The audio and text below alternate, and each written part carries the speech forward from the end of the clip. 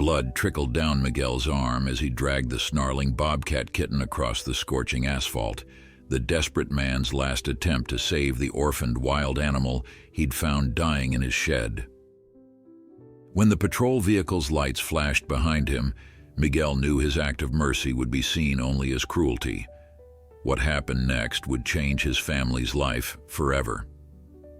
Before we continue, don't forget to subscribe to the channel, like the video, and comment where in the world you're watching from.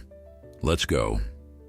The scorching sun beat down mercilessly on the dusty road that snaked through the outskirts of Sierra Vista, Arizona. Heat waves shimmered above the cracked asphalt, distorting the barren landscape that stretched toward the distant mountains.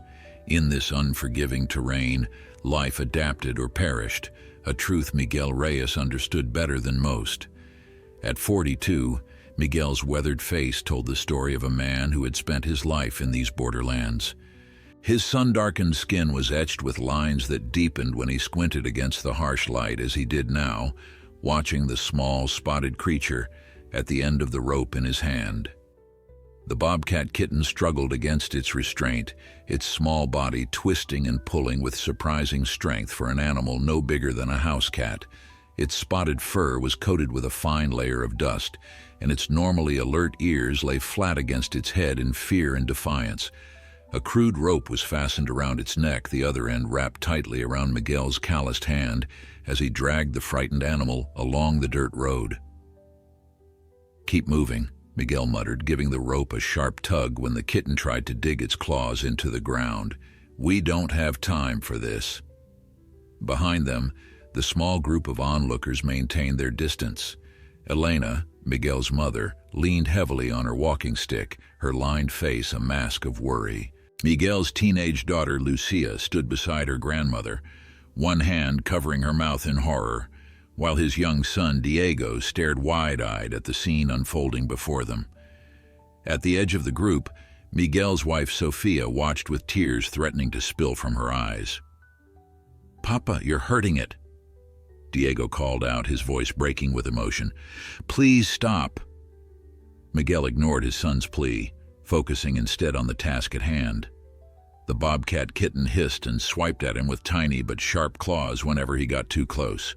Its golden eyes blazed with fear and rage, reflecting the last rays of the setting sun that cast the entire scene in an eerie amber glow.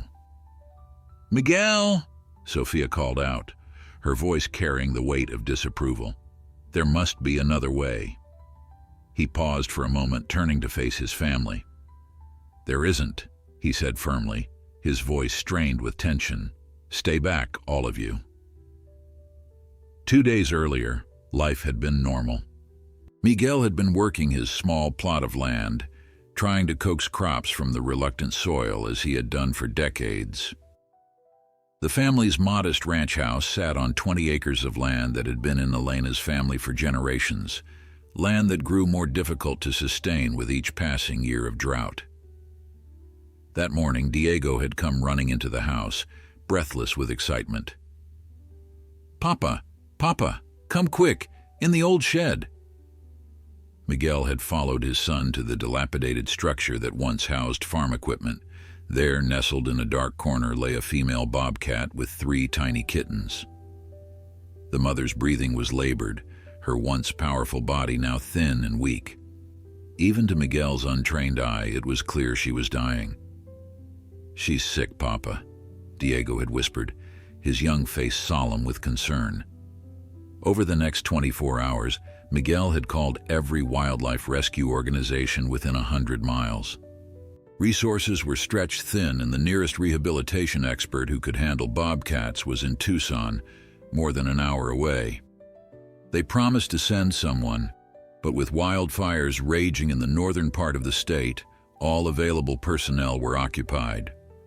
By the following morning, the mother bobcat had died, leaving 3 mewling kittens that couldn't be more than 6 weeks old. 2 of them had already grown still and quiet by noon, their tiny bodies unable to survive without their mother's care. The third, the strongest of the litter, a male with unusually vibrant markings, continued to fight for life. Miguel had spent his entire life respecting the harsh balance of the desert. He understood that death was part of life here, that nature had its own way.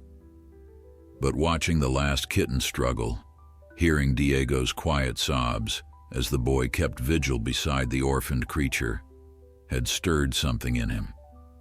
When the Wildlife Center called to say they couldn't make it for at least another 2 days, Miguel made a decision. If the kitten was to survive, he would have to take it to them himself. But their old truck had broken down the previous week, leaving the family without transportation until the mechanic in town could find the necessary parts.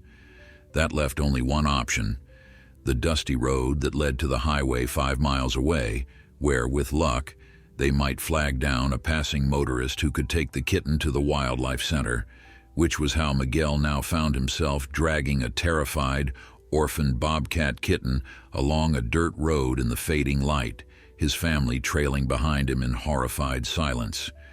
He hadn't been able to find anything suitable to transport the wild animal. Any box or carrier they possessed had been immediately shredded by the frightened kitten's claws. The rope had been a last resort, ugly and cruel-looking, but the only way to keep the animal from escaping or injuring itself further in its panic. "Just a little further," Miguel muttered, more to himself than to the struggling kitten. "Just hold on." The bobcat suddenly lunged, twisting violently against its restraint. Its small teeth snapped at the air inches from Miguel's hand. He jerked back reflexively, pulling the rope tighter, which only increased the animal's frenzied attempts to escape. "Miguel!" Sophia called again, her voice rising with urgency. "Stop! You're choking it." He knew she was right. The kitten's struggles were becoming weaker, its breaths coming in ragged gasps. Miguel knelt down, trying to loosen the rope without releasing the animal completely. As he did, the bobcat lashed out, its claws raking across his forearm and drawing blood. "Damn it!" Miguel hissed, instinctively yanking the rope again. In that moment, a cloud of dust appeared on the horizon. Headlights cut through the gathering dusk, growing larger as a vehicle approached. Miguel stood, waving his free arm frantically, the bloodied scratches forgotten in the sudden surge of hope. The approaching vehicle slowed, and Miguel could make out the shape of a pickup truck with official markings on its side. As it drew closer, he saw the emblem of the Arizona Game and Fish Department emblazoned on the door. The truck came to a stop several yards away, and a tall woman in a uniform stepped out, her expression hardening as she took in the scene before her. Officer Marisa Teller had been with the Arizona Game and Fish Department for 15 years, and the sight before her made her blood boil. A man dragging a terrified bobcat kitten by a rope, the animal clearly in distress, while a group of onlookers watched from a distance.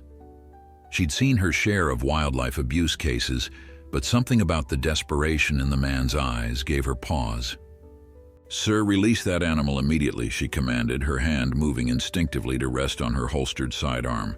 Her other hand reached for the radio clipped to her shoulder. "I need to report this situation." Miguel froze, relief and apprehension battling across his features. "Officer, please, I can explain." "Explanations can wait," Marisa said firmly, approaching cautiously. "That's a protected species you're mistreating. Release the rope now." The bobcat kitten, sensing the tension, renewed its struggles, twisting and hissing at the end of its tether. Sophia moved forward, placing herself between the officer and her husband. "Please listen," she pleaded. "We were trying to save it, not harm it.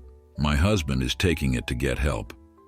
Officer Teller's expression remained skeptical, but she paused her advance. Years of experience had taught her to assess situations thoroughly before acting. "Ma'am, step aside. Sir, I won't ask again. Release that animal." Miguel slowly loosened his grip on the rope, allowing the bobcat kitten enough slack to retreat a few feet where it crouched, panting and wild-eyed, still tethered but no longer being dragged. "Its mother died," Diego blurted out, rushing forward despite his mother's attempt to hold him back.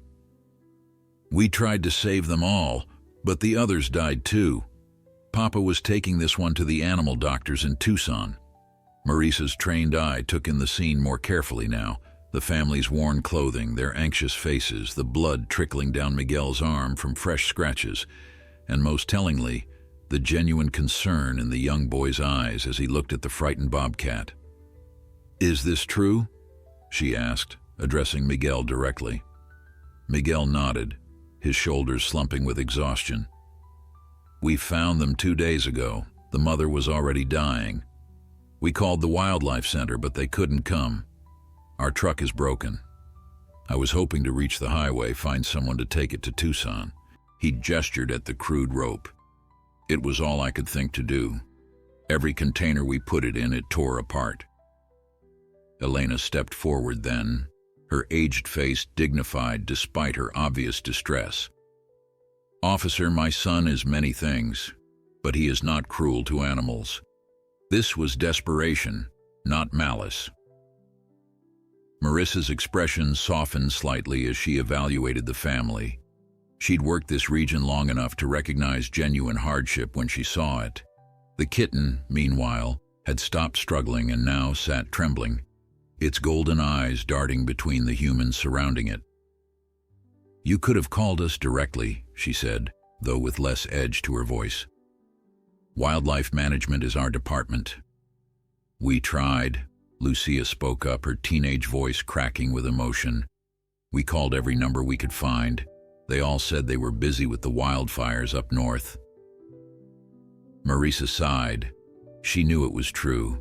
Resources had been stretched thin with the state's worst fire season in decades. Many of her colleagues had been reassigned to assist with wildlife displacement from the burning areas. "Let me see the kitten," she said finally, reaching into her truck for a specialized handling glove and a proper transport carrier. With practiced movements, she approached the frightened animal, speaking in low, soothing tones. "Easy now, little one. Easy." The bobcat kitten hissed and backed away as far as the rope would allow. Marissa noted its condition with a professional eye. Dehydrated and stressed, but otherwise healthy. No obvious injuries beyond some minor abrasions around its neck from the crude restraint. "How long has it been without food or water?" she asked, not taking her eyes off the animal. "We tried feeding it some raw chicken and beef," Sophia answered. "It wouldn't eat much, maybe a few bites early this morning." Marisa nodded, carefully maneuvering closer to the kitten. "I'm going to remove this rope and get it into a proper carrier. Everyone stay back." With swift, efficient movements born from years of handling wildlife, Marisa managed to secure the kitten, replacing the makeshift rope with a proper restraint before transferring it into the carrier. The animal fought fiercely at first, then huddled in the back of the carrier, its small sides heaving with exertion. Standing up, Marisa faced the family again. "By all rights, I should cite you for unauthorized possession and improper handling of a protected species." Miguel nodded solemnly, accepting whatever consequences would come. Diego began to cry quietly, his small shoulders shaking. "However," Marisa continued, her voice softening as she looked at the boy, "I can see this was a misguided attempt to help rather than harm. The bobcat's mother is truly dead." "Yes," Miguel confirmed. "In the shed behind our house, the other 2 kittens as well." "I'll need to document this," Marisa said, her professional demeanor returning. "I'll need statements from all of you and to examine the deceased animals." "Of course," Miguel agreed quickly. "Whatever you need." The sun had nearly disappeared below the horizon now, casting long shadows across the dusty road. Marisa glanced at her watch, then at the exhausted family standing before her. "It's getting dark. I'll drive you all back to your house, document the scene, and take custody of the kitten. It needs professional care immediately." Relief washed over the family's faces as they realized that the officer understood their intentions, however misguided their actions had been. "Will it survive?" Diego asked timidly as they began walking toward the officer's vehicle. Marisa looked down at the carrier where the bobcat kitten had finally stopped struggling and now lay watching them warily through the grate. It's young, but strong. With proper care, yes, it has a good chance. As they loaded into Marisa's truck with the carrier secured safely in the back compartment, Miguel caught the officer's eye in the rearview mirror. "Thank you," he said simply. Marisa nodded, putting the truck in gear. "Next time, call our emergency line directly." This could have ended very differently. The truck rumbled back along the dirt road toward the Reyes family home, leaving behind a trail of dust illuminated by the last golden rays of sunlight. Inside the carrier, the bobcat kitten's eyes gleamed in the gathering darkness, its future suddenly far less certain, yet somehow more hopeful than it had been just moments before. The Reyes family home came into view as Marisa's truck rounded the final bend in the dirt road. It was a modest single-story adobe structure, weathered by years of harsh sun and desert winds. Several outbuildings stood nearby, a small barn, a tool shed, and what appeared to be the dilapidated structure Miguel had mentioned, where they'd found the bobcats. As the truck pulled to a stop in the dusty yard, Marisa noted the signs of a family living close to the edge, the ancient pickup with its hood open and parts scattered nearby, the carefully maintained garden that showed signs of struggling against the drought, the worn but clean laundry hanging on a line stretched between two mesquite trees. "Diego, show Officer Teller where we found them," Miguel instructed as they all climbed out of the vehicle. The boy nodded solemnly and led Marisa toward the old shed. Sophia hurried ahead to turn on the exterior light, which cast long shadows across the yard. In the truck's secure compartment, the bobcat kitten had grown quiet, exhaustion finally overcoming its fear. "It was right in here," Diego said, pointing to a dark corner of the shed where a makeshift nest of old burlap sacks still lay rumpled on the ground. Marisa pulled out her flashlight and carefully approached the area. The mother bobcat's body was there, exactly as Miguel had described, along with the two smaller kittens. She knelt down to examine them, her trained eye confirming what the family had reported. The mother showed signs of severe malnutrition and possible disease, her coat patchy, frame emaciated beyond what normal hunting challenges would cause. "She was sick for a while before she died," Marisa observed, taking photos with her department-issued camera. "Probably struggled to hunt effectively. That's likely why she denned so close to human habitation." "Will you need to take them too?" Sophia asked, standing at the shed entrance. "Yes," Marisa nodded. "We'll want to examine them properly, rule out any diseases that could affect local wildlife populations." As she carefully bagged the remains following department protocol, Marisa noticed Diego wiping tears from his eyes. She paused, recognizing the boy's distress. "You know," she said gently, "bobcats are incredibly resilient animals. This mother did something very smart by choosing this place to have her kittens. She must have sensed that you were good people." Diego looked up, his eyes wide with surprise. "Really?" "Really," Marisa confirmed. "Wild animals have excellent instincts about where it's safe to go when they're vulnerable. She could have chosen anywhere, but she chose your family's shed." This seemed to comfort the boy, who straightened his shoulders slightly. "That's why we had to try to save them. Papa said we had a responsibility." Marisa nodded, a new appreciation for Miguel forming in her mind. She finished securing the remains and followed Diego back to the yard, where the rest of the family waited anxiously. "I need statements from each of you for my report," she explained, pulling out her notebook. "Then I'll need to get this little one to our wildlife rehabilitation partner in Tucson." As the family recounted the events of the past 2 days, Marisa was struck by how many times they had tried to get help before resorting to Miguel's desperate measure. They showed her the list of numbers they had called, the times and dates carefully recorded in Lucia's neat handwriting. "We didn't know what else to do," Miguel explained. the defensive edge now gone from his voice. I knew dragging it wasn't right, but I couldn't think of another way.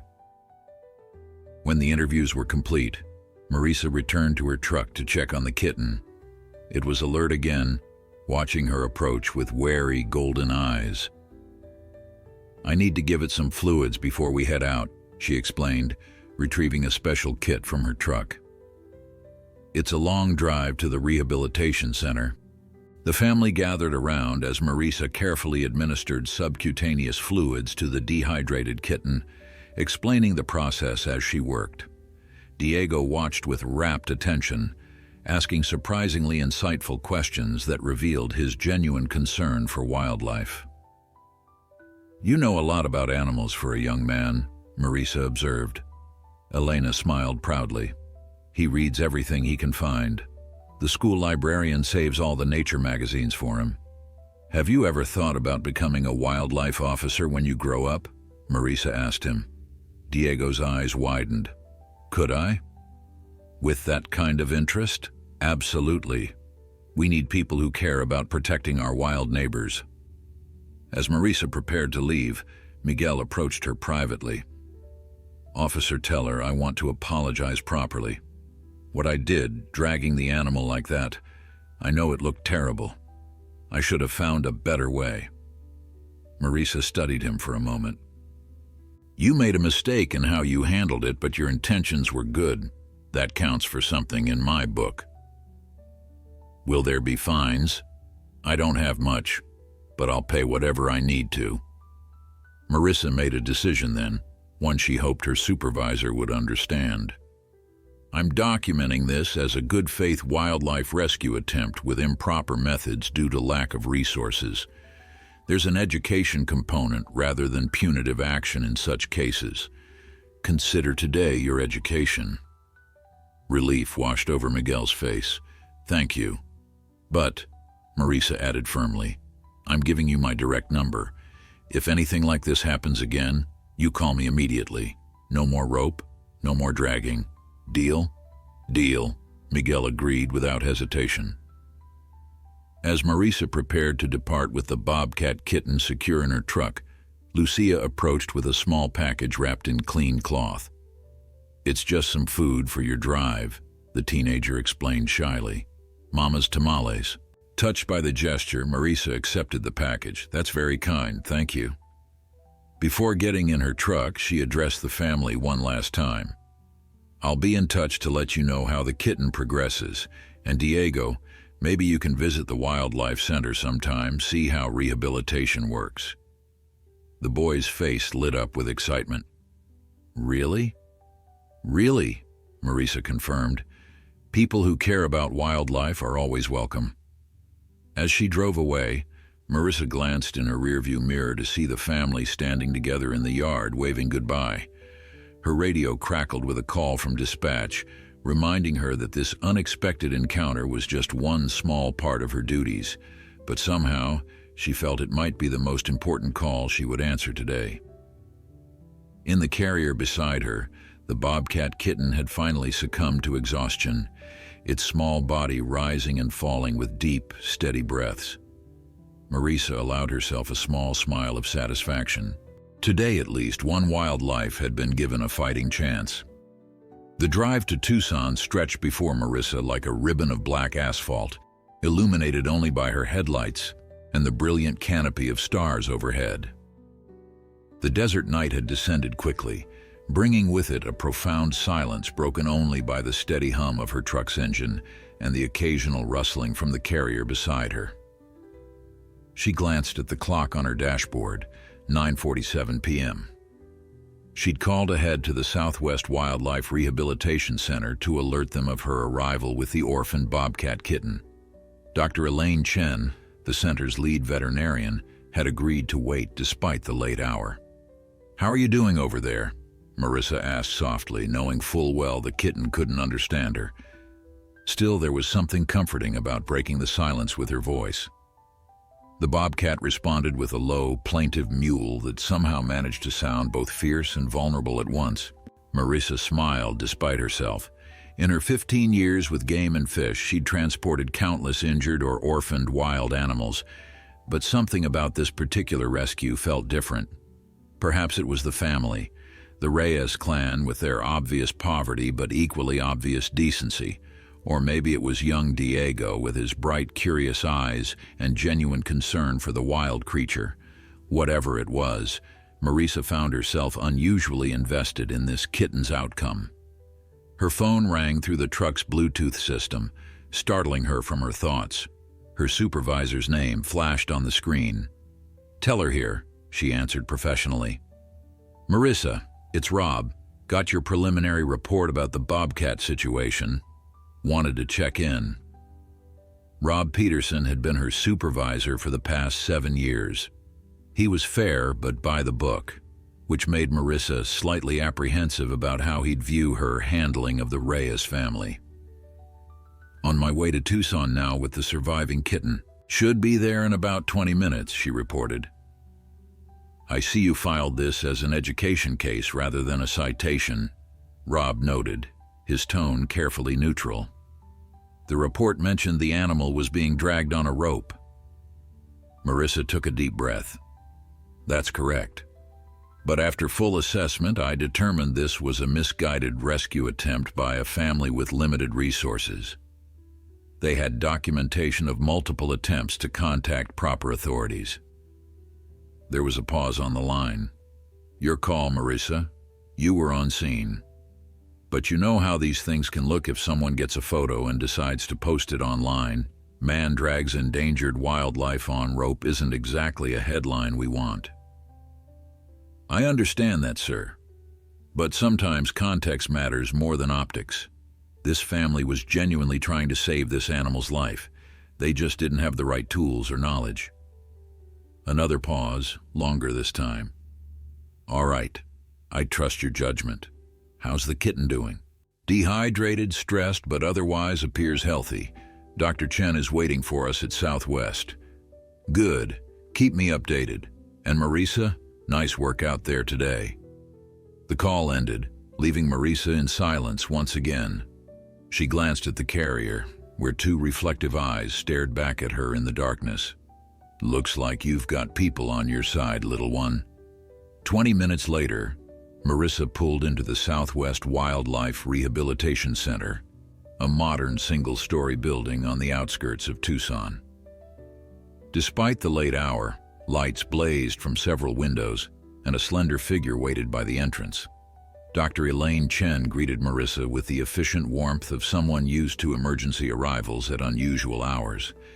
In her early 40s, with short black hair streaked with premature gray, Dr. Chen had been running the rehabilitation center for over a decade. "Let's see our patient," she said by way of greeting, helping Marisa unload the carrier. Inside the center's examination room, Dr. Chen worked with practiced precision, carefully transferring the Bobcat kitten to an examination table while Marisa provided the details of the rescue. Family found it with its mother and 2 siblings, all deceased. Mother showed signs of disease and malnutrition. This one's been without proper food for at least 2 days, possibly longer. Dr. Chen nodded, her hands moving gently but confidently over the kitten's body. The animal had grown too weak to fight, though it still hissed occasionally when the examination touched a sensitive area. "Male, approximately 6 to 7 weeks old," Dr. Chen noted. "You're right about the dehydration. Some minor abrasions around the neck from the rope, but nothing serious. No signs of the disease that likely took his mother and siblings." She looked up at Marisa. "He's actually in remarkably good shape considering everything." "So he'll make it?" Marisa asked. "Barring complications, yes. His age is actually ideal, young enough to adapt to captive rehabilitation, but old enough that he's past the most vulnerable stage." Dr. Chen administered fluids and carefully took blood samples as she spoke.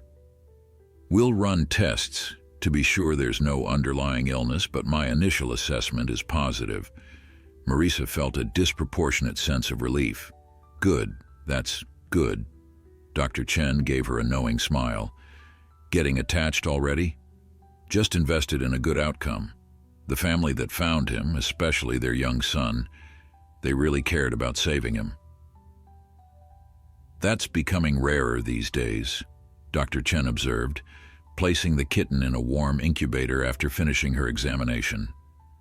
People seeing wildlife as worth saving rather than as nuisances to be eliminated. The boy, Diego, he reminded me of myself at that age, curious about animals, concerned for them. Future wildlife officer in the making? Maybe. I told him he might be able to visit someday, see how rehabilitation works. Dr. Chen's eyebrows raised slightly. That's not our usual protocol. I know, but this isn't a usual case. Dr. Chen seemed to consider this as she washed her hands. Well, if this little guy makes good progress, perhaps we could make an exception. Educational outreach is part of our mission after all. Marissa nodded, watching the bobcat kitten now sleeping peacefully in the incubator, its small sides rising and falling with steady breaths. Does he have a name yet? Dr. Chen asked as she began filling out paperwork. Marissa thought for a moment, remembering Diego's earnest face as he'd waved goodbye. Milagro, she said finally. It means miracle in Spanish. Dr. Chen smiled. Fitting. It's something of a miracle he survived. As Marissa prepared to leave, she paused at the incubator for one last look at the sleeping kitten. At Milagro. Something told her this wouldn't be the last time their paths crossed. 2 weeks passed. Marissa had filed her complete report on the Reyes family incident, and life had returned to its normal rhythm of patrols, wildlife calls, and paperwork. But thoughts of Milagro and the family that had tried to save him lingered in the back of her mind. She'd received regular updates from Dr. Chen about the bobcat kitten's progress. After a rocky first few days, Milagro had begun to thrive. His weight had increased steadily and his natural wild instincts were developing well under the careful rehabilitation protocols designed to minimize human imprinting. On a warm Wednesday afternoon, Marissa's radio crackled to life while she was checking trail cameras in a remote corner of her patrol area. Officer Teller, come in. Over. Teller here. Go ahead, dispatch. We've got a situation at the McNeil Elementary School. Principal reports a mountain lion sighting on the playground. All children have been moved indoors. Need you to respond and assess. Copy that. I'm about 30 minutes out. On my way. Mountain lion sightings near schools were taken with the utmost seriousness, though they often turned out to be cases of mistaken identity. Large dogs, bobcats, and even unusually large domestic cats had all triggered false alarms in the past. When Marissa arrived at the small rural school, she found the principal, a nervous-looking man in his 50s, waiting for her at the entrance. Officer, thank you for coming so quickly. One of our teachers spotted it during recess, a large cat slinking along the fence line near the playground. Can I speak with the teacher who saw it? Marissa asked, already scanning the perimeter of the school grounds for signs of a large predator. Yes, Ms. Reyes is waiting in her classroom. Marissa's attention snapped back to the principal. Reyes? Lucia Reyes? The principal looked surprised.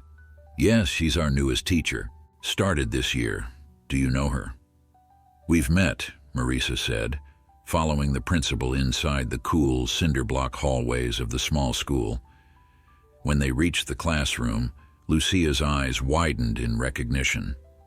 The teenager Marissa had met was now a young woman of perhaps 22 or 23, dressed professionally in a simple blouse and skirt, her dark hair pulled back in a neat ponytail.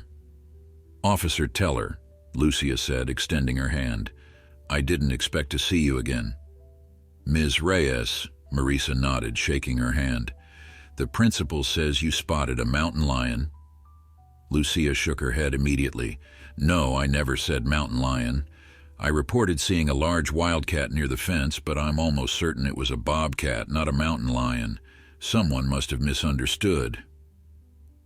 The principal looked embarrassed. The report said, large wildcat, and with children's safety at stake. You did the right thing, Marisa assured him. Better to be cautious. I'll check the area. She turned back to Lucia. Can you show me exactly where you saw it? As they walked toward the playground, Lucia spoke quietly. How is the kitten, the one from our place? Doing well, actually. They named him Milagro. Lucia smiled. Miracle. That fits. Your brother still interested in wildlife? Diego? More than ever. He's 15 now, volunteers at the animal shelter on weekends. He never forgot that day, or your kindness to us. They reached the chain-link fence that separated the playground from an undeveloped patch of desert scrub. Lucia pointed to a mesquite thicket about 50 yards beyond the fence. There. It was watching the children, then moved into those bushes when it noticed me watching. Marisa studied the area. Adult or juvenile? Adult. Good size. Marisa nodded, noticing fresh tracks in the dry soil near the fence. Definitely bobcat, and definitely adult. I'll check it out. You should head back inside. Will you have to remove it? Lucia asked, concern evident in her voice. That depends on its behavior. If it's just passing through, no. If it's showing unusual interest in the school or children, possibly. Marisa paused. You said you're teaching now. 3rd grade, Lucia nodded. Finished my education degree last year. This is my first position. Congratulations, that's quite an achievement. Our family's doing better now, Lucia said, as if feeling the need to explain. Papa got work with the county roads department, steady pay, benefits. Mama sells her tamales to restaurants in town. They're popular. Diego's talking about wildlife biology for college. Marisa smiled. I'm glad to hear it. Now you should head inside while I check for your bobcat visitor. After Lucia returned to the building, Marisa carefully surveyed the area, finding clear evidence that an adult bobcat had indeed been present. The tracks led away from the school, heading toward the hills, normal behavior for a bobcat that had simply been passing through the area. After confirming there was no immediate threat, Marisa returned to the school to give the all-clear. She found Lucia in the principal's office, where she was explaining the difference between mountain lions and bobcats to a group of attentive administrators. Bobcats are much smaller, usually between 15 and 35 pounds as adults, with spotted coats and short tails. Mountain lions are solid tan, much larger, up to 150 pounds, with long tails. She's exactly right, Marisa confirmed, entering the room. And what we had today was definitely a bobcat, likely just passing through the area. No cause for concern, though it's always good to be vigilant. The principal looked relieved. So we can send the children back outside for afternoon recess? Yes, but I'd recommend keeping them away from the far fence for today, just as a precaution. As the meeting broke up, Lucia approached Marisa again. Officer Teller, I was wondering, would it be possible for our class to visit that wildlife center someday, where Milagro is? Most of these children have lived their whole lives in bobcat country, but know so little about them. The question caught Marisa off guard, but she found herself nodding. I might be able to arrange something. Educational outreach is part of their mission. That would be amazing, and maybe... Lucia hesitated. Maybe Diego could come too. He still asks about that kitten sometimes. Marisa thought of the earnest boy who had wiped tears away as she'd examined the deceased bobcats and of Dr. Chen's comment about making exceptions. I'll see what I can do. No promises, but I'll try. As Marisa drove away from the school, she found herself reaching for her phone to call Dr. Chen, already thinking about how to make such a visit work. Sometimes, she reflected, the most important part of wildlife conservation wasn't just saving the animals, but helping people connect with them in meaningful ways. The Southwest Wildlife Rehabilitation Center was a different place in daylight. As Marisa pulled into the parking lot on a bright Saturday morning 3 weeks later, She noticed how the desert landscaping around the modern building had been carefully designed to provide both beauty and natural habitats. Native cacti, mesquite trees, and wildflowers created an oasis in the otherwise harsh surroundings. She spotted the small yellow school bus already parked near the entrance. Beside it stood Lucia, clipboard in hand, counting children as they lined up in pairs. Among them, looking taller than Marisa remembered, was Diego. No longer the tear-stained boy from that dusty roadside, he now had the gangly look of a teenager in the midst of a growth spurt. When he spotted Marisa, his face broke into a wide smile. "Officer Teller," he called out, breaking formation to approach her. "We finally get to see Milagro today."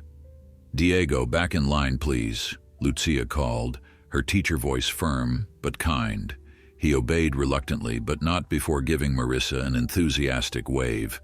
Lucia approached after ensuring her students remained in order. "Thank you for arranging this," she said quietly. "The children have been learning about local wildlife all week to prepare." "Dr. Chen is looking forward to it," Marisa replied. "It's not often they get to show the rehabilitation side of their work to the public, especially children." The doors to the center opened, and Dr. Chen emerged, her usual lab coat replaced by casual clothes, jeans and a polo shirt with the center's logo embroidered on the chest. Behind her came a younger man with a clipboard of his own. "Welcome to Southwest Wildlife Rehabilitation Center," Dr. Chen announced to the gathered children. "I'm Dr. Chen, and this is Carlos, one of our rehabilitation specialists. We're very excited to have you all visit today." The tour began in a classroom area where the children sat cross-legged on the floor, while Dr. Chen explained the center's work.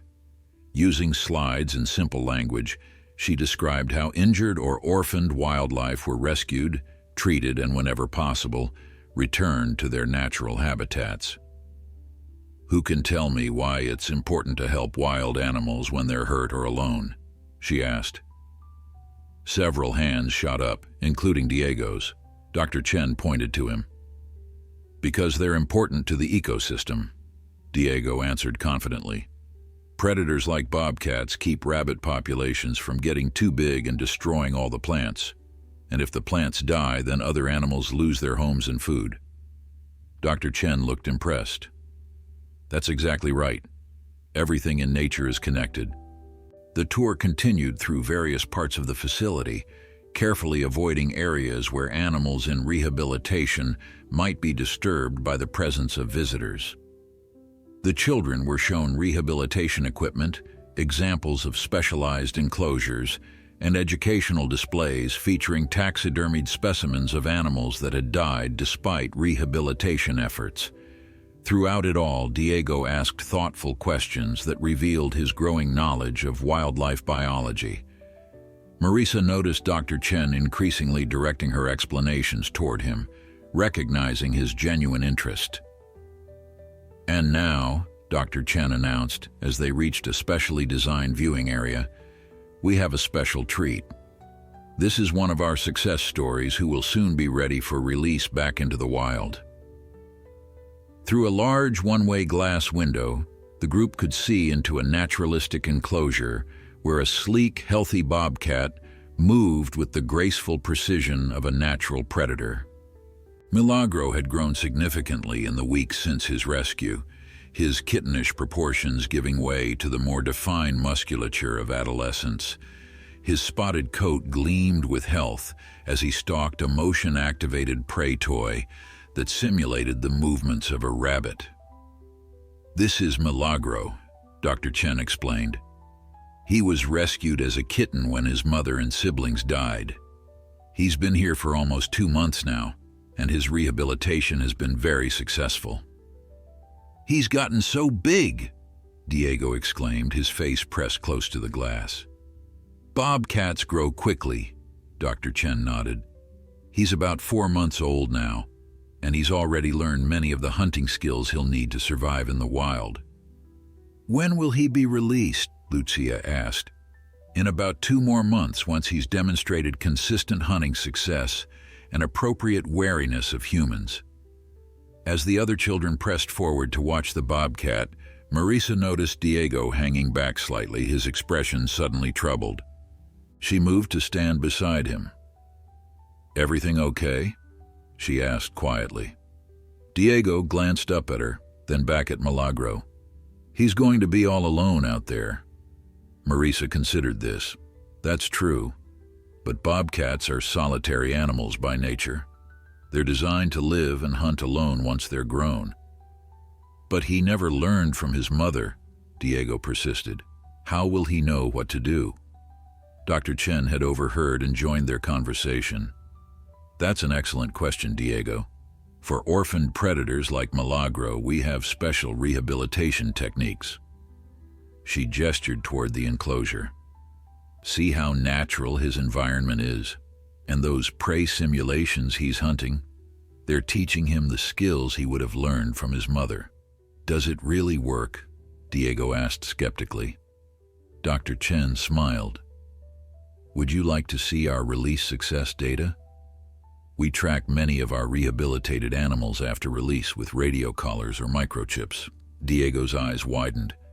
You can show me that?" "After the main tour, I'd be happy to." Dr. Chen looked at Marisa. "If that's okay?"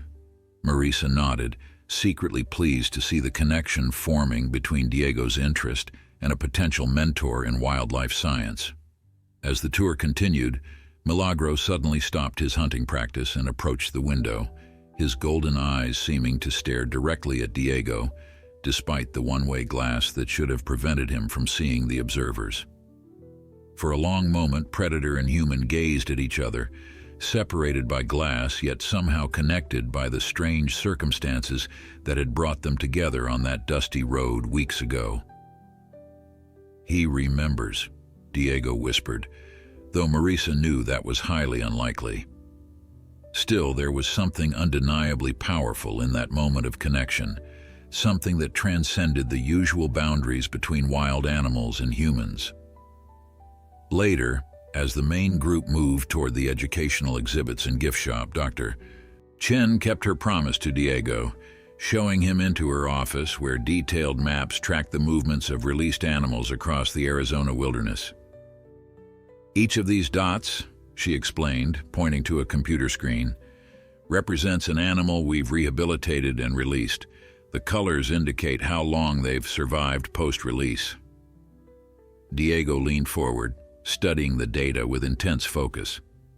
"So many green dots. That means they lived a long time?" "At least a year post-release, which is our primary success metric," Dr. Chen confirmed. "Once they've survived that first year, their chances of living a normal lifespan increase dramatically." "And Milagro will be on this map too?" "If all continues to go well, yes, we'll fit him with a small tracking collar before release." "Can I?" Diego hesitated. "Can I come when you release him?" Dr. Chen glanced at Marisa, who had been observing quietly from the doorway. A silent communication passed between the two women. "Releases are usually restricted to staff only." Dr. Chen began carefully, watching Diego's expression fall before she continued. "But in this case, I think we could make an exception, with Officer Teller's supervision and your family's permission, of course." Diego's face transformed, hope replacing disappointment in an instant. "Really? I can be there when he goes home?" "I think it would be appropriate." Dr. Chen nodded. "After all, if it weren't for your family, Milagro wouldn't have survived to be released at all." Marisa smiled at the interaction.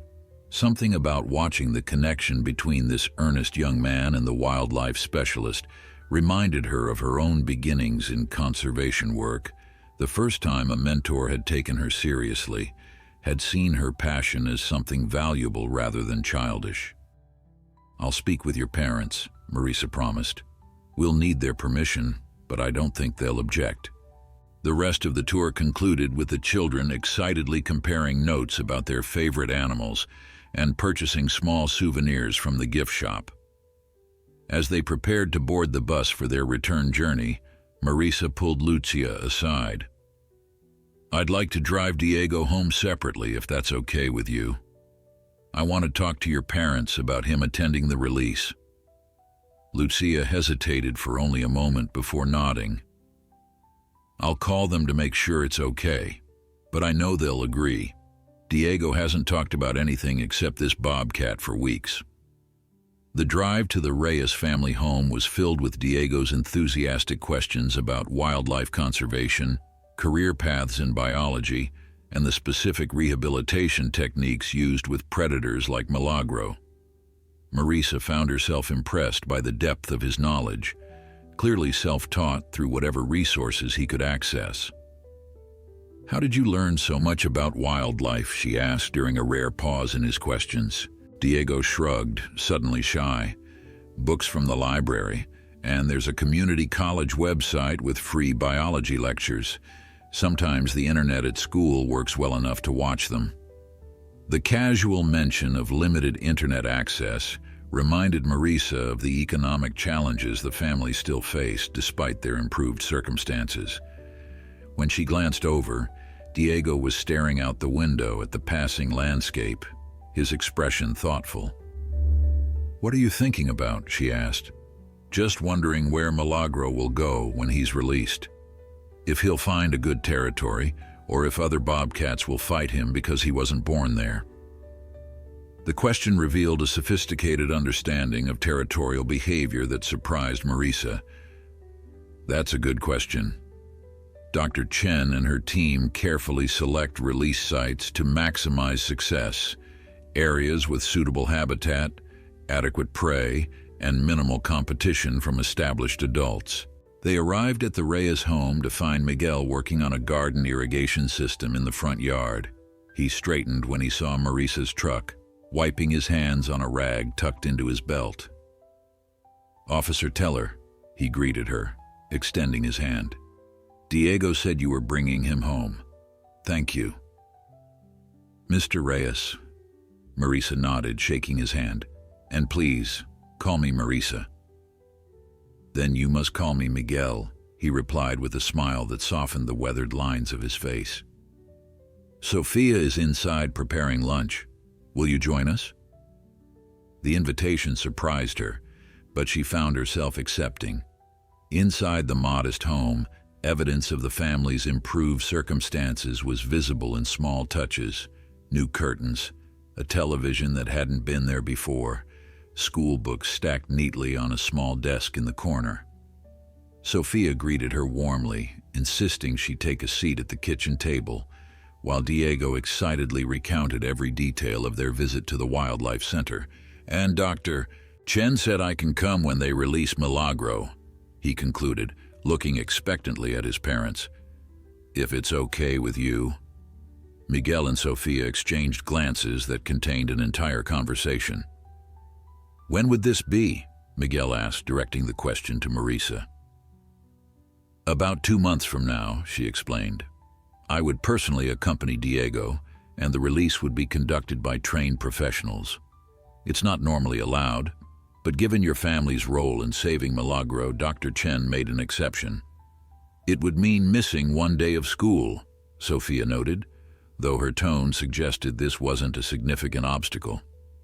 "A field biology experience like this would be educational in ways a classroom can't provide," Marisa offered, "and from what I've seen today, Diego has a genuine aptitude for wildlife biology." Pride flickered across both parents' faces. "We've noticed his interest," Miguel acknowledged, "though we weren't sure what opportunities exist in such fields." This opened a conversation that continued through lunch, with Marisa explaining various career paths in wildlife management, conservation biology, and environmental science. She described scholarship programs, internship opportunities, and the growing demand for bilingual professionals in these fields. The department even has a summer youth program for high school students interested in conservation careers, she mentioned. It includes a small stipend. Diego would be eligible to apply next summer. By the time Marisa prepared to leave, plans had been made not just for Diego's attendance at Milagro's release, but for a tour of the Game and Fish Department headquarters and an introduction to the Summer Youth Program coordinator. As she walked to her truck, Miguel accompanied her, his expression serious. "I want to thank you again," he said quietly. "Not just for today, but for how you handled things that day on the road. You could have made a very different decision." "I judge the situation on its merits," Marisa replied simply, "not on how it might have appeared to someone who wasn't there." Miguel nodded, understanding the deeper meaning in her words. "Still, your kindness that day has opened doors for Diego that we never imagined possible. You saw something in him." "He has a natural talent," Marisa acknowledged, "and a genuine passion for wildlife. Those are rare qualities." As she drove away, Marisa reflected on the unexpected ways her career path had intertwined with this family's story. What had begun as a potential wildlife violation had transformed into something much more meaningful, perhaps even the beginning of a young man's journey toward becoming a future colleague. Over the next 7 weeks, Diego's connection with Milagros' rehabilitation deepened. Dr. Chen, recognizing his serious interest, invited him to assist with documentation during her weekly assessments of the Bobcat's progress. Marisa arranged transportation, often using these opportunities to mentor Diego in the practical aspects of wildlife management. Milagros' transformation from a frightened, dehydrated kitten to a capable young predator was remarkable to witness. As his release date approached, his behavior grew increasingly independent, his interactions with humans more distant, exactly as the rehabilitation specialists had intended. During Diego's weekly visits, Dr. Chen emphasized that this growing wildness was the most important sign of successful rehabilitation. "The goal isn't to make him like us," she explained, as they observed Milagros skillfully stalking and capturing live prey in his training enclosure. "The goal is to make sure he never needs us again." Diego nodded, though Marisa noticed a hint of sadness in his expression. "I understand. He belongs out there, not in here." On Diego's 16th birthday, his family surprised him with a pair of professional-grade binoculars, a significant investment that spoke volumes about their support for his growing passion. Miguel had worked overtime for weeks to afford them, and when Diego unwrapped the gift, his eyes filled with tears of appreciation. "For watching Milagro when he's released," his father explained, "and for whatever comes next in your wildlife studies." The final week before the scheduled release date was filled with careful preparations. Dr. Chen and her team conducted comprehensive assessments of Milagros' hunting skills, physical condition, and behavioral responses. The data confirmed what they had observed. He was ready to return to the wild. "We've selected a release site in the Dragoon Mountains," Dr. Chen informed Marisa and Diego during their final pre-release visit. "It's remote enough to give him space to establish territory without human interference, but has the right prey density and habitat structure for a young bobcat." "What about other bobcats?" Diego asked, recalling his earlier concerns about territorial conflicts. "We've conducted surveys," Dr. Chen assured him. "There's a female with an established territory to the north, but she's not aggressive toward dispersing juveniles. The nearest male has a range about 3 miles to the west, enough distance for Milagro to establish himself without immediate competition." The day before the release, Milagro underwent his final veterinary examination and was fitted with a lightweight tracking collar. The procedure required brief sedation, and Diego was permitted to observe from a respectful distance as Dr. Chen carefully adjusted the collar to ensure it wouldn't impede the bobcat's movements or hunting abilities. "The battery should last about 18 months, she explained. "By then, the collar is designed to detach automatically. If all goes well, he'll be fully established in his territory by that time." Diego watched the sleeping bobcat with a mixture of pride and concern. "Will the collar hurt him?" "It's specifically designed to be comfortable while allowing us to track his movements," Dr. Chen assured him. "The benefits of the data we'll collect far outweigh any minor discomfort he might feel initially." And that data will help us improve rehabilitation techniques for future orphaned bobcats. The morning of the release dawned clear and cool, with the promise of Arizona heat still hours away. Marissa arrived at the Reyes home shortly after sunrise to find Diego already waiting on the front porch, his new binoculars hanging around his neck, a notebook clutched in his hand. He'd barely slept, his mother reported with an affectionate smile, too excited about the day ahead. The drive to the Wildlife Center was filled with Diego's questions about what to expect, how releases typically went, and what behaviors Milagro might exhibit when he first encountered true freedom. Every animal is different, Marissa explained. Some bolt immediately, eager to escape human presence. Others hesitate, taking time to survey their new surroundings before venturing out. Which do you think Milagro will be? Marissa considered this. Based on what I've seen of his personality, I think he'll be cautious but confident. He'll assess the situation before making his move. At the center, they joined a small team preparing for the release. Dr. Chen, Carlos, and 2 other staff members who would help document the event. Milagro, now fully recovered from the previous day's sedation, waited in a specialized transport carrier designed to minimize stress during the journey to the release site. Ready? Doctor, Chen asked, looking at Diego, who nodded solemnly, understanding the significance of the moment. The 2-hour drive to the Dragoon Mountains passed in relative silence, each person absorbed in their own thoughts. Diego spent much of the journey staring out the window, watching the landscape gradually transform from flat desert to the rugged, oak-studded foothills of the mountain range. When they finally arrived at the designated release site, a remote canyon with a year-round spring that attracted diverse wildlife, Diego gasped at the beauty of it. Ancient oak trees provided dappled shade along the canyon floor, while rocky outcroppings offered perfect vantage points for a bobcat to survey potential prey. A small stream trickled through the center, creating a ribbon of lush vegetation that contrasted with the drier surroundings.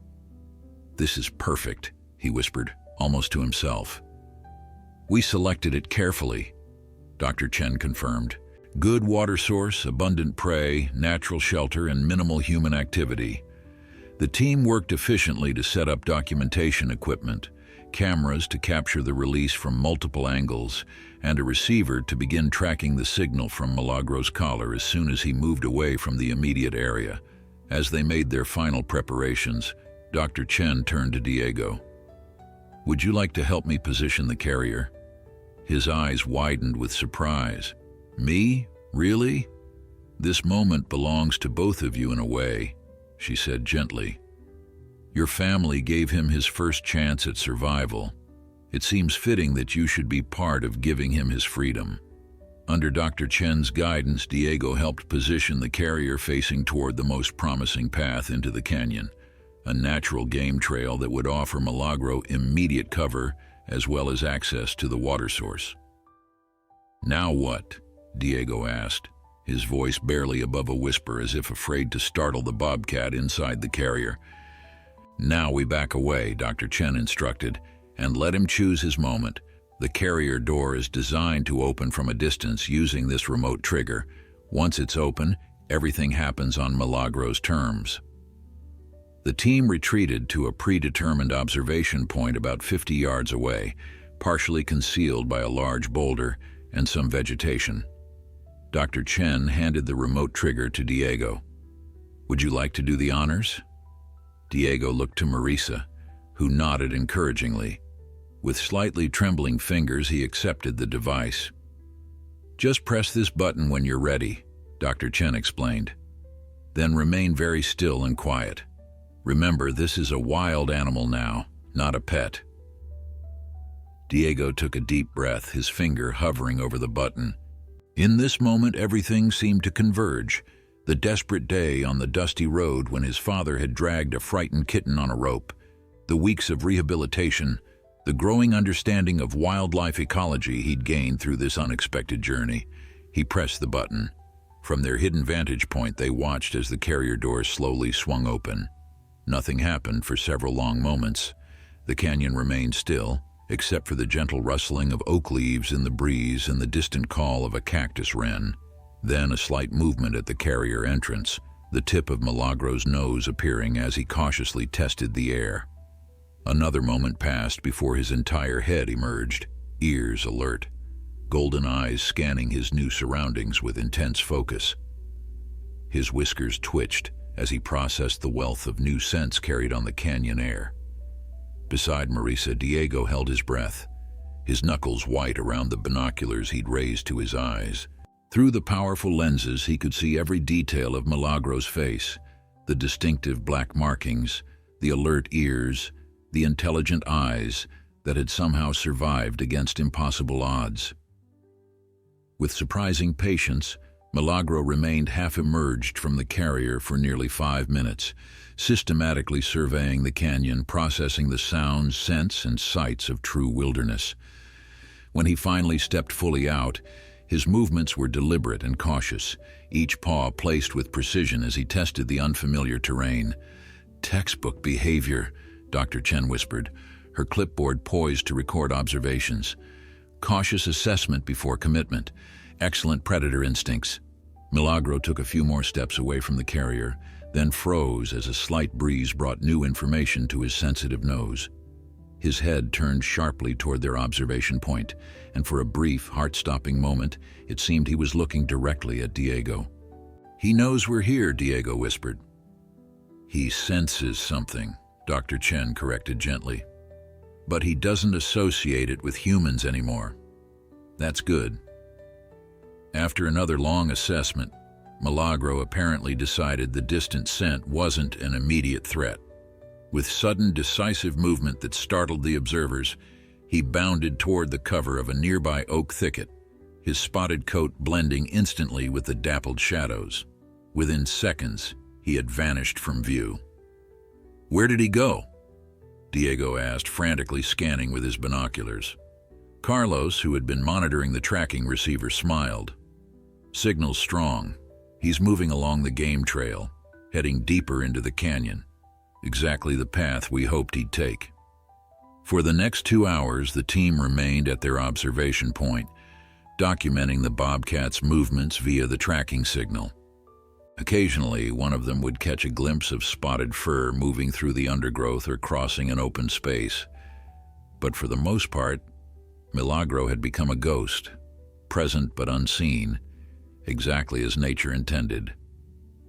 "This is a successful release by every metric," Dr. Chen announced finally, reviewing her notes.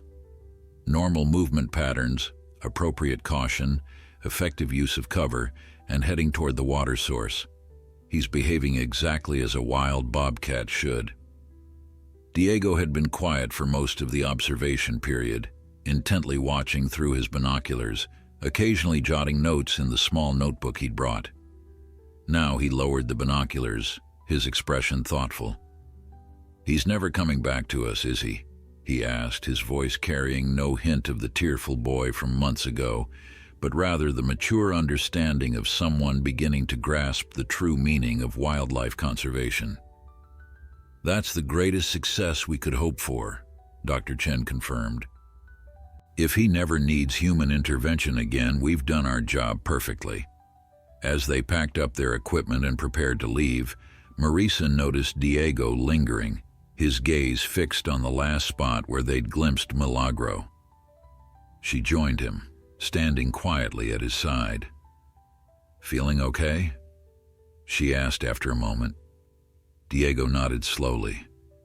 "I thought I'd be sad, but I'm not. Not really. It's like..." He searched for words, like watching someone go home after a long journey. Marisa smiled, recognizing wisdom beyond his years. "That's exactly what it is." "Will we know if he survives?" Diego asked as they began walking back to the vehicles. "The tracking collar will give us data for the next 1.5 years, Marisa explained. "Dr. Chen has promised to share regular updates with you.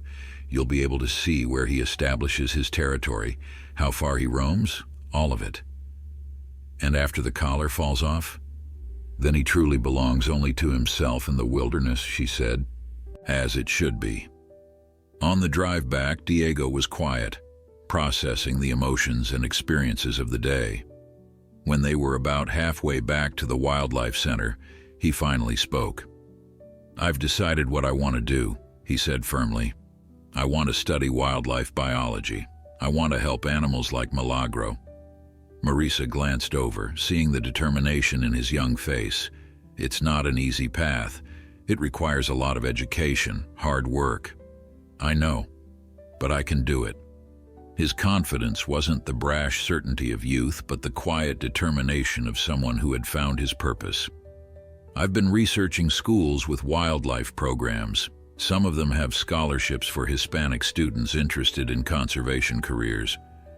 The department also has college internships," Marisa added. "They're competitive, but they provide valuable experience."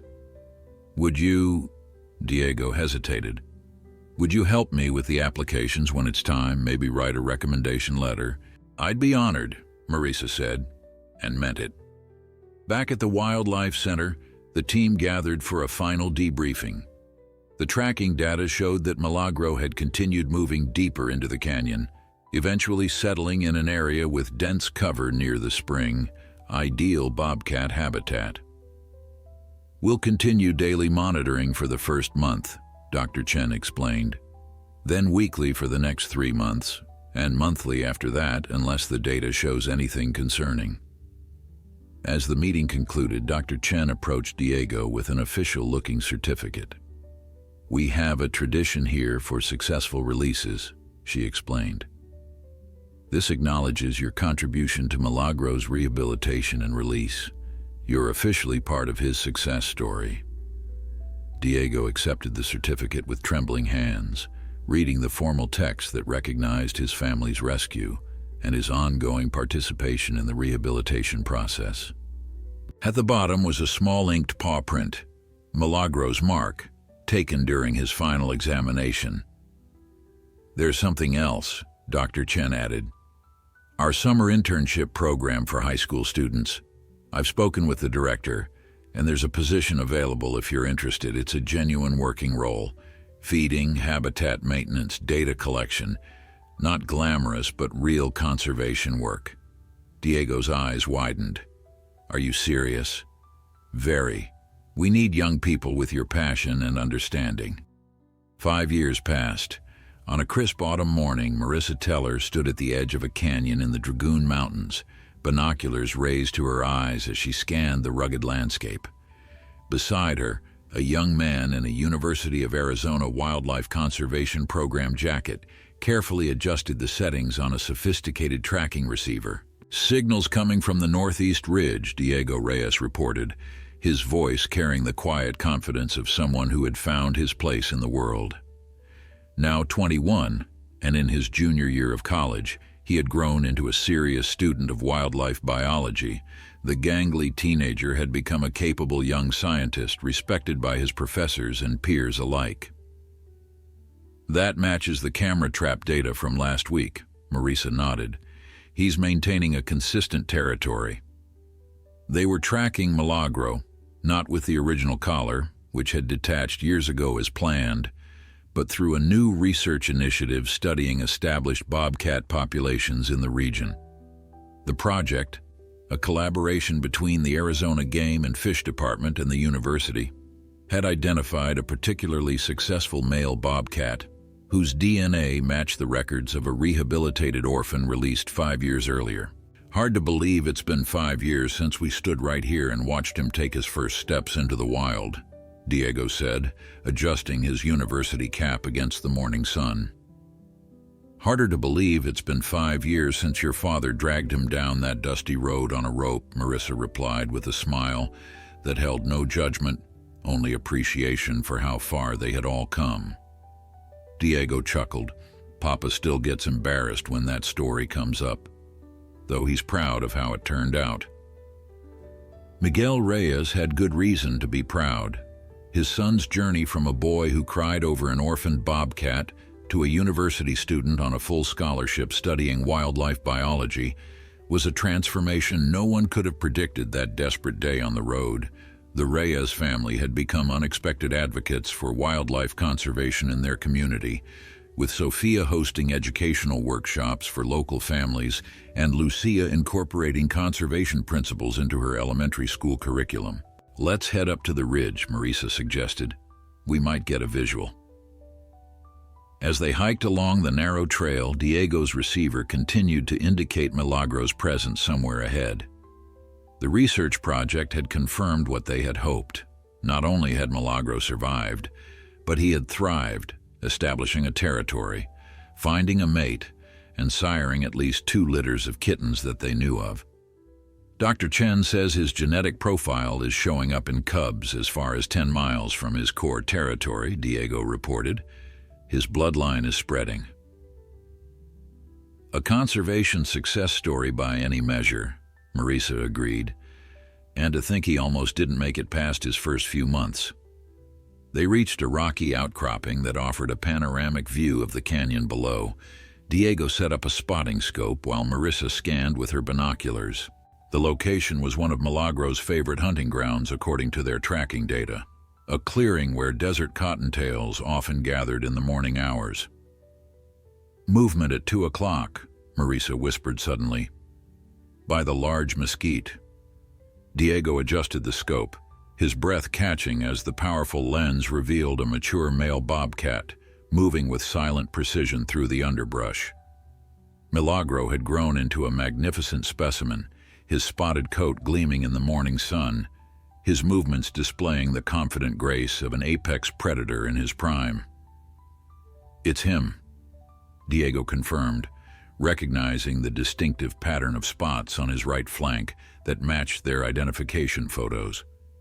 "He's beautiful."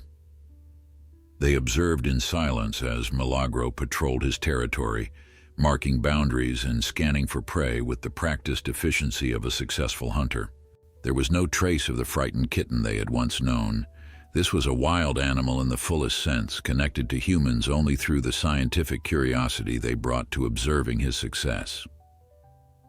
"You know," Diego said as they packed up their equipment an hour later, "I've been thinking about that day on the road a lot recently, about how one moment can change so many lives." Marisa nodded, understanding what he meant. That desperate attempt to save a dying bobcat kitten had altered trajectories far beyond anyone's expectations. Diego's career path, his family's relationship with wildlife, even Marisa's own professional focus, which had increasingly shifted toward rehabilitation and community education. "I'm presenting my research proposal next month," Diego continued, "for my senior thesis. It's on improving rehabilitation protocols for orphaned predator species based on post-release success metrics.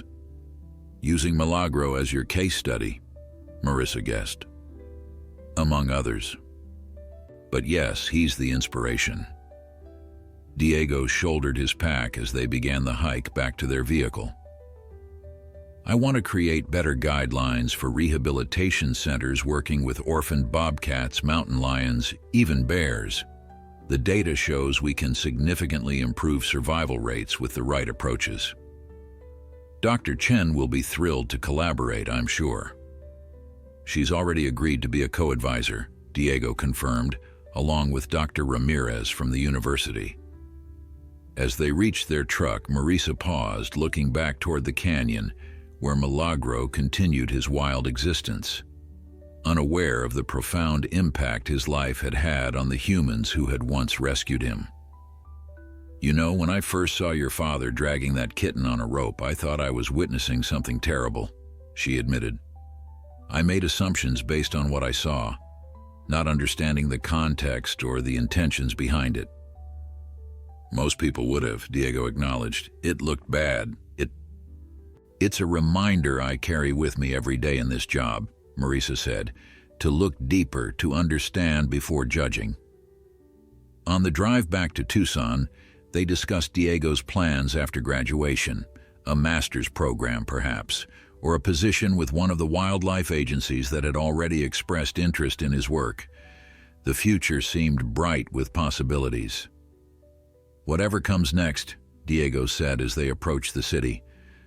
"I'll never forget where it started, with one desperate attempt to save a life that most people would have considered insignificant in the grand scheme of things."